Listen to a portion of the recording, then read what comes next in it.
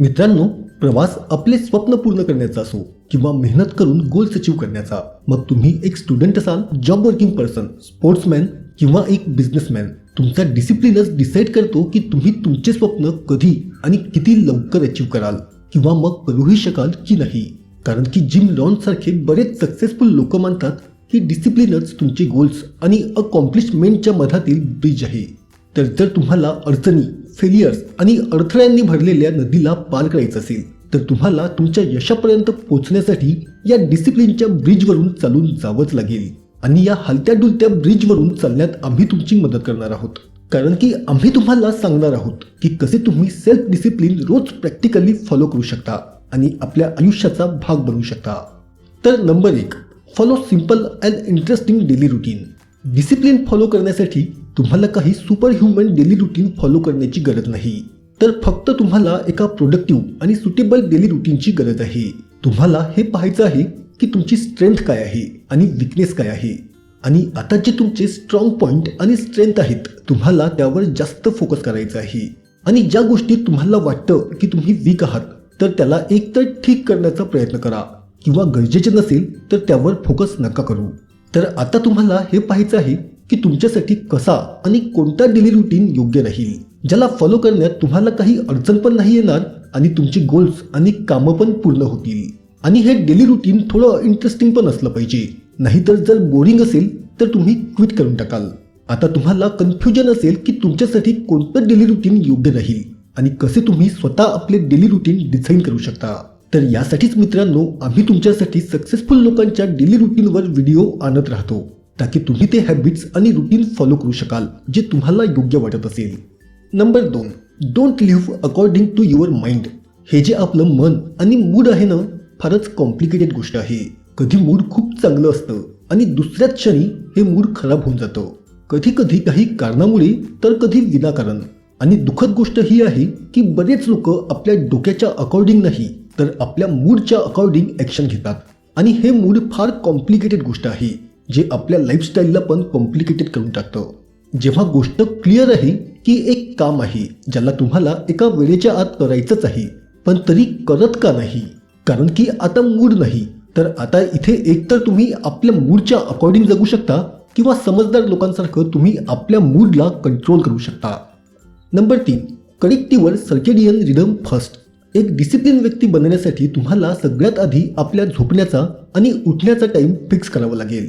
जर तुम्ही आपल्या या सवयीला ठीक करून घेत असाल तर हे तुमचं पहिलं पाऊल असेल एका डिसिप्लिन दिवसाचं आणि डिसिप्लिन व्यक्ती बनण्याचं. कारण की सकाळी एक फिक्स टाईमवर उठल्याने दिवसाच्या सुरुवातीलाच तुम्हाला एक सिग्नल मिळून जातं की तुम्ही एक डिसिप्लिन व्यक्ती आहात, जो सकाळी डिसिप्लिनने उठून जातो.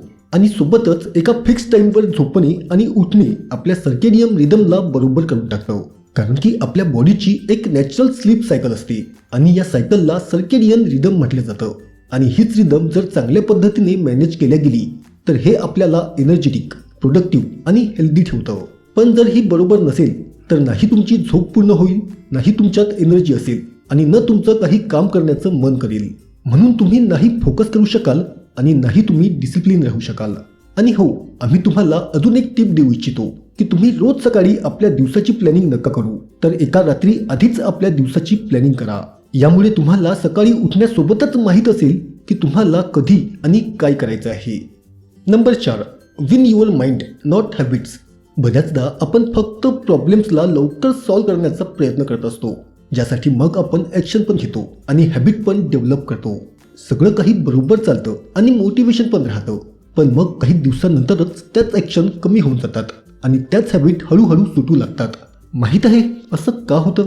कारण की आपण प्रॉब्लेम्सला फक्त वरून ठीक करण्याचा प्रयत्न करत असतो, ना की त्याला मुळापासून सॉल्व्ह करण्याचा. तर तुम्हाला हॅबिट तर 101 मिळून जातील, पण जर तुमचा माइंडसेटच बरोबर नसेल तर तुम्ही कठीण हॅबिट तर सोडा, एक लहानशी सोपी हॅबिट पण फॉलो नाही करू शकाल.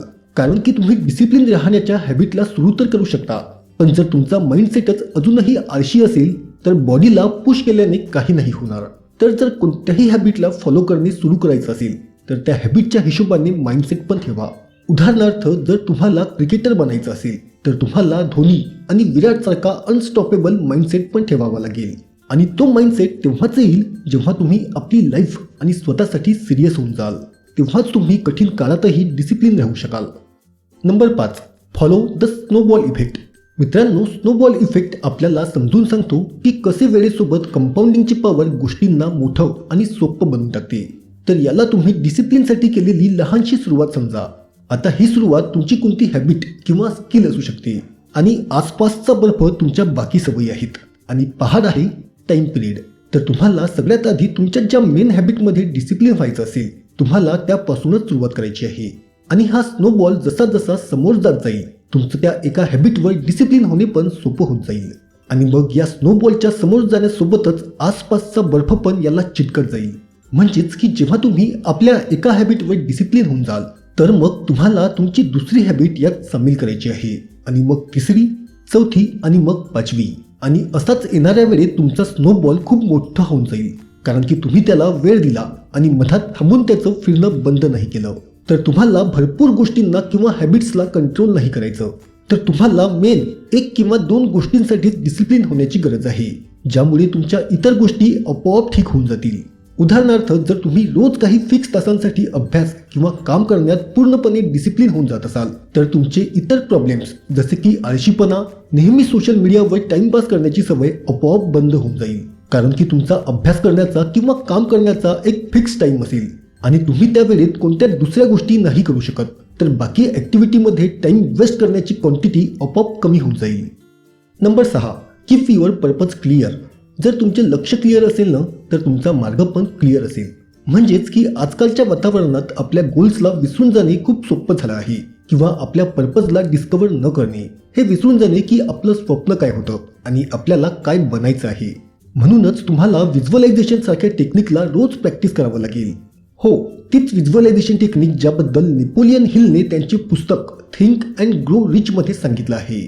तर त्यासाठी तुम्हाला आपल्या गोल्स किंवा स्वप्नांना आपल्या स्टडी टेबल किंवा वर्क टेबलच्या आसपास किंवा आपल्या रूममध्ये लावायचं आहे, ताकी त्याला पाहून नेहमी त्याबद्दल आठवत राहील की तुमचे गोल काय आहे आणि तुमचं डिसिप्लिन राहणे का गरजेचं आहे. आणि सोबतच तुम्ही झोपण्याआधी व्हिज्युअलाइज करा की जेव्हा तुम्ही आपले गोल किंवा ड्रीम अचीव करून घ्याल, तेव्हा तुम्ही कसे फील कराल. खरं तर व्हिज्युअलायझेशन आपल्याला क्लिअरिटी देतं की आपल्याला नक्की काय हवं आहे. आणि हे व्हिज्युअलायझेशन आपल्या डिझायरला अजून स्ट्रॉंग करतं. आणि जेव्हा आपलं डिझायर खूप जास्त स्ट्रॉंग असतं, तेव्हा आपली लाईफ आपल्या स्वप्नांसाठी आपोआप डिसिप्लिन होणे सुरू होऊन जाते.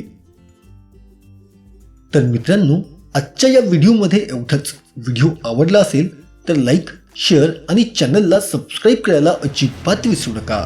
तर धन्यवाद मित्रांनो. जय हिंद, वंदे मातरम.